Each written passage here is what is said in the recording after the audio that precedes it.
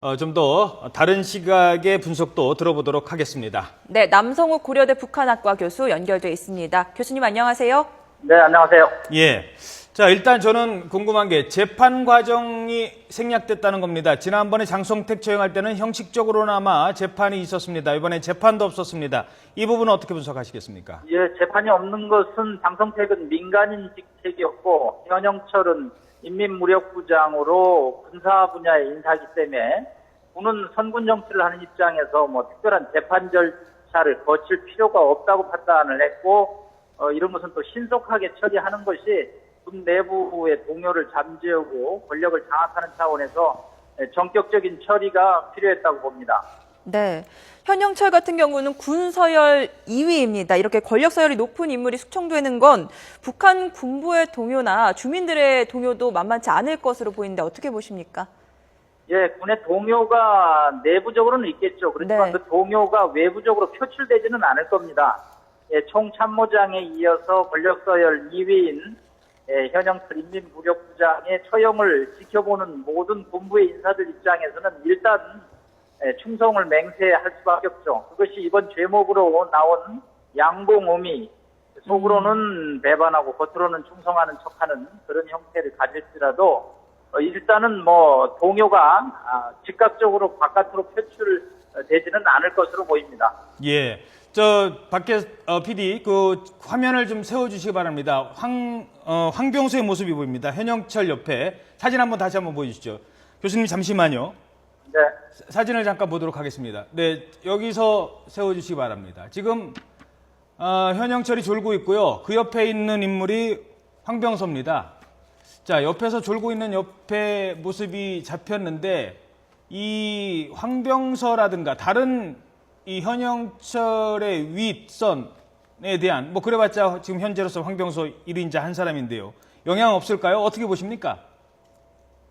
일단 그 황병서가 군의 또 이 현영철의 일종의 보호 자격이었기 때문에 예.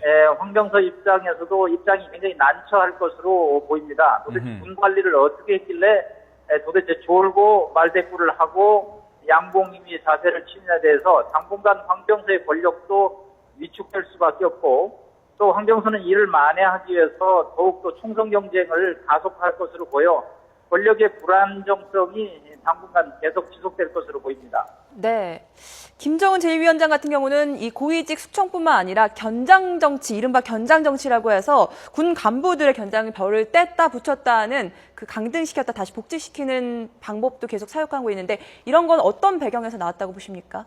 일단 본인이 지금 집권 4년 차를 맞는 과정에서 자기 할아버지 뻘 또 아버지 뻘 권력자들과 같이 일하는 과정에서 권력 장악이 용이하지 않다는 거죠. 그래서 네. 결국은 계급장을 띄었다 붙였다 권력을 좌충우돌로 시킴으로써 정신을 못 차리게 하는 이제 권력 통치 방식을 취하고 있는데 이것이 받는 장점은 단기적으로는 충성이 유도가 되고 권력의 복종을 유발할 수는 있지만 이 중장기적으로 이 권력층들의 이 불안감, 동요감이 어느 순간에 표출될 가능성도 배제할 수 없기 때문에 김정은 입장에서는 이 권력층을 노예한 권력층들을 다루는데 총력을 기울이는 과정에서 상당한 불협화음, 예를 들어서 권력의 불안정이 나타날 가능성이 매우 높습니다.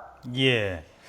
지금 저희가 알고 있기론 현영철은 인민무력부장, 권력서열, 북한 군부에서 2인자로 알려져 있고 최근에 공개 활동도 많이 했는데 교수님께서 파악하고 계시는 현영철 어떤 인물인지 먼저 더 좀 간단하게 좀 정리를 좀 해주시죠. 예, 일단 2010년에 대장별을 달았고요. 예. 최근에는 지난 4월 30일 처형된 거로 나오는데 4월 16일 날 모스크바에서 열린 국제안보대회에 참석해서 핵무기 발언으로 우리를 놀라게 했던 인물입니다. 예. 하여튼 김정은 시대에 떠오르는 군부 5인방 중에 한 사람으로 사실상 김정은의 총애를 받았던 인물이기도 하죠. 그런데 이 총애를 받는 과정에서 본인이 방심을 하는 거죠. 졸고 있다든가 말대꾸를 한다는 것이 이 권력에 대한 나름대로 자기도 위상을 가지고 있다라고 하지만 김정은 입장에서 장성택 처형 후에 어떠한 2인자, 3인자도 인정하지 않기 때문에 이것이 결국은 불경죄, 반역죄로 연결이 된 인물입니다. 예. 짧은 기간 동안에 권력이 떠오르고 또 가라앉은 뭐 어떻게 보면 굉장히 비운의 인물이라고 볼 수 있겠습니다. 예. 그리고 하나가 이제 처형 방식인데요. 공개 처형을 당했습니다. 4월 26일 날 저희들이 앞서 이철우 의원과 통화를 한 바에 의하면 4월 26일 날 노동신문에 조는 모습이 나왔고요. 27일, 8일 날 행사 중에 27일 날에 관람을 하는 모습은 보였답니다. 그리고 나서 28일부터 안 보였고 30일 날도 나와야 될 자리에 나오지 않았습니다. 그렇다면 조른 날은 4월 26일 전임이 분명하고요.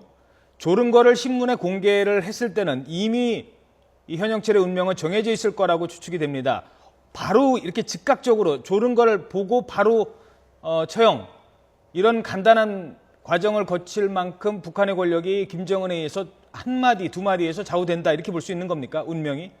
이제 뭐 신문은 4월 20일 이후에 보도가 됐지만 제가 관측하는 바로는 모스크바를 출국한 뒤에 이미 내보내놓고 작업을 이루어졌다고 저는 봅니다. 아하.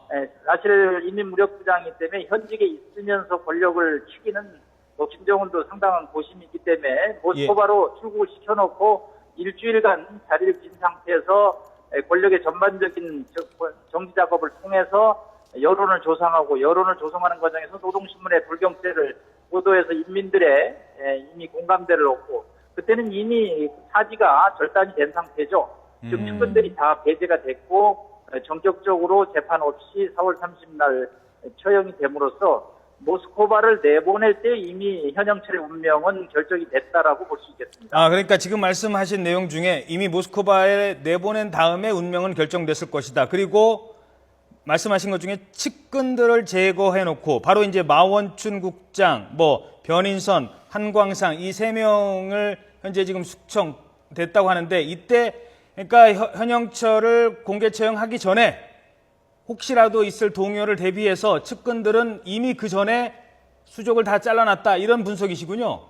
네, 전격적으로 단계적으로 이루어지는데 장성택 처형 때도 유사한 방식이었습니다. 아하. 일단 측근들은 잠재워 놓고 핵심 주동 인물은 해외로 내보낸 상태에서 네. 여론 조성을 하고 들어오자마자 본인도 지도새도 모르게 절차를 밟는 일종의 깜짝 비밀 쇼가 김정은의 비서실 호위 총국을 중심으로 해서 이루어졌기 때문에 본인이 뭐 대응할 아마 시간이 없었을 것으로 보입니다. 그렇네요. 그렇다면 신문에 실린 그 일꾼 대회에서 조는 모습은 결국 북한 정권이 숙청의 변명으로 내세운 사진이다라고 보시는 겁니까? 사실은 뭐 그 사진이 그 당시 사진이라고 정확하게 우리 남측에서 판단하기는 쉽지 않았겠죠. 하여튼 이미 숙청을 결정하고 나서 네. 어떤 사진이든지 간에 그것을 선전선동 전술의 일환으로 인민들에게 이제 공감대를 얻기 위한, 명분을 얻기 위한 것으로 내보냈고, 이미 운명은 그 전에 결정이 됐다고 봅니다. 예, 알겠습니다. 자, 그렇다면 앞으로 북한의 권력 체계, 김정은의 힘이 더 강해지는 걸까요? 아니면은 예. 당분간은 어떻게 되겠습니까? 예, 일단은 뭐 강해질 것으로 보이고, 어떠한 배반자도 나오기는 힘들고, 뭐 복종 움직임이 강화될 것으로 보입니다만은 살아는 판을 벗는 권력이 계속 이어질 것으로 보입니다. 알겠습니다. 네, 지금까지 남성욱 고려대 북한학과 교수였습니다. 교수님, 오늘 말씀 고맙습니다. 네, 감사합니다. 네.